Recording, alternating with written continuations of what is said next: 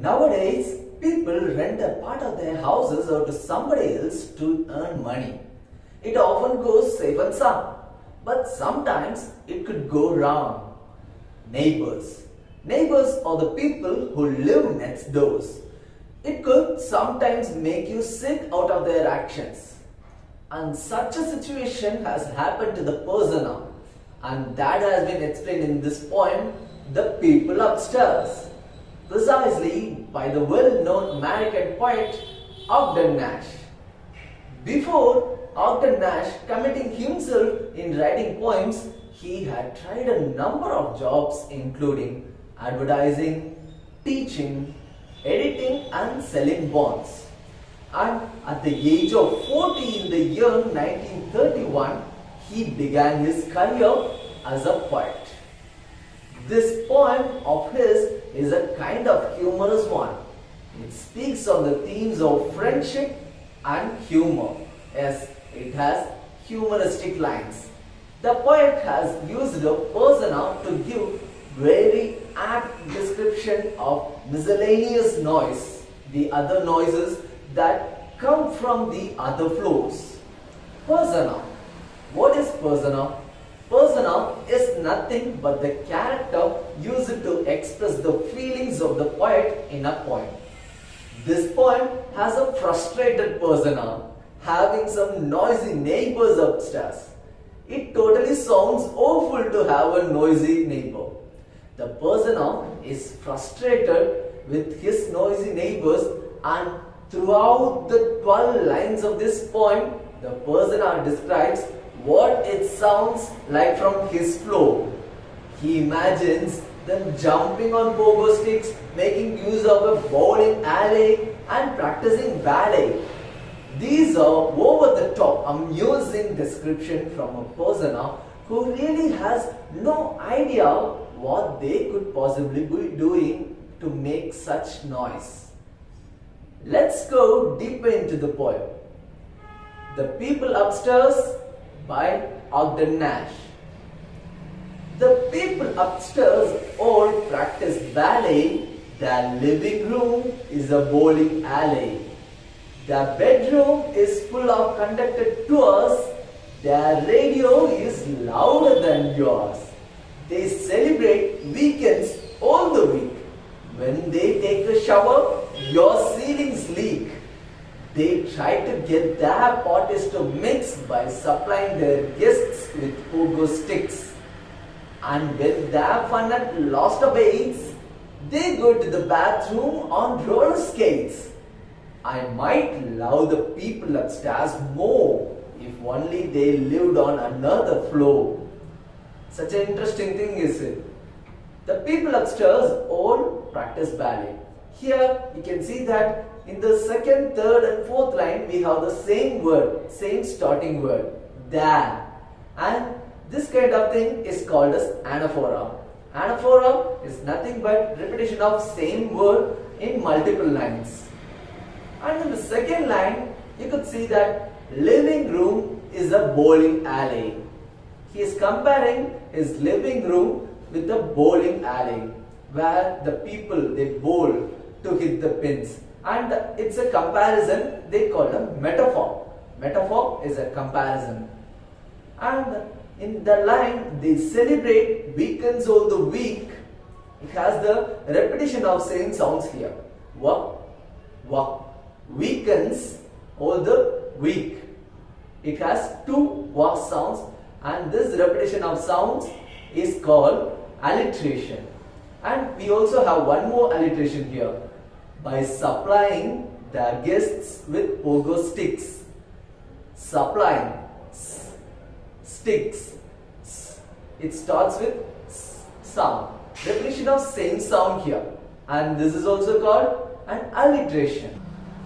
Come on, let's analyze the poem. The people upstairs all practice ballet. Their living room is a bowling alley. Their bedroom is full of conducted tours. The persona is comparing their living room, the people who live upstairs, their living room with a bowling alley. Bowling alley is the place where big iron balls are rolled out on the floor to hit 9 pins that you can see on the screen from a distance, and the movement of their neighbors on the floor as they practicing ballet. He is comparing the people who are walking upstairs like they are practicing ballet. They are making so much of noise. He tells that his neighbor's bedroom is full of visitors who never be silent.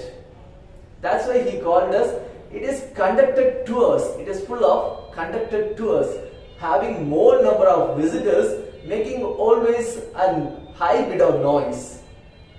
The next thing, the radio is louder than yours. They celebrate weekends all the week. When they take a shower, your ceilings leak. His neighbor's radio, he's calling about his neighbor's radio that never goes off. They are always listening to something through the radio. Their radio never goes off and they make noises 24/7, all days a week, and they never cease. It never stops. In the last line, the person expresses how much water they waste in taking a shower. While taking a bath, they are wasting so much of water. The water they waste makes the person's ceiling leak.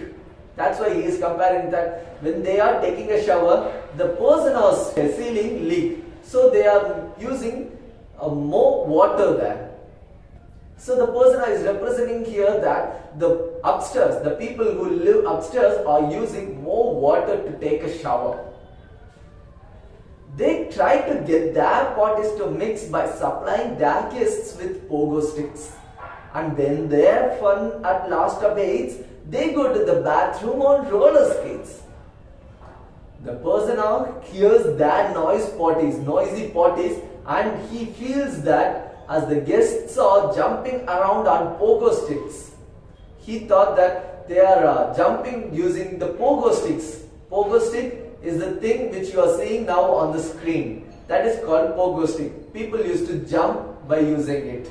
And the person, he thought that the people upstairs are not walking here and there. They are jumping here and there using those pogo sticks. It's an exaggeration, and we call it hyperbole. Such an exaggeration. They are just walking on the floor, but he exaggerates it just like that they are jumping on pogo sticks. That's why we call it a hyperbole, making mountains out of an anthill. And when he thinks that the party is ending, when he thinks that party is going to end, and sometimes there will be some peace and quiet, and the person will think that the party is going to end, but it starts up again and again they start partying. When the guests go home, when the guests leave that house, the people upstairs go to the bathroom on roller skates. They are just running here and there, and that's why he is exaggerating it, like they are not walking, they are just using the roller skates to go bathrooms, creating such a loud noise. And at the end, the person tells us that he loved the people upstairs. I might love the people upstairs more if only they lived on another floor. Even though the person is irritated by the situation, he doesn't seem angry in these lines.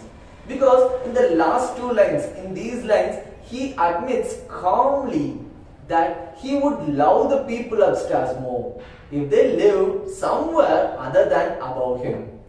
This is a pleasing conclusion to an amazing humoristic poem. Isn't it interesting poem? I believe you have understood it really well. And that's all for the today's class. Thank you for watching this video. See you again in the next video.